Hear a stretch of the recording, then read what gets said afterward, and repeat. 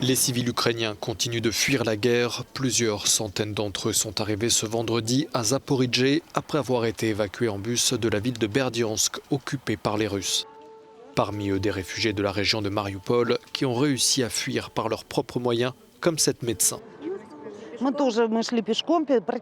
Nous avons marché pendant près de 15 km avec un enfant de 6 ans et un adolescent. Nous avons marché malgré les mines et les roquettes. À Mariupol, c'est terrible, terrible. Il y a eu beaucoup de bombardements. La ville n'existe presque plus. Près de 90% des maisons sont détruites. Près de 160 000 personnes seraient toujours coincées à Mariupol, où la situation humanitaire est catastrophique. La Croix-Rouge doit faire une nouvelle tentative d'évacuation ce samedi.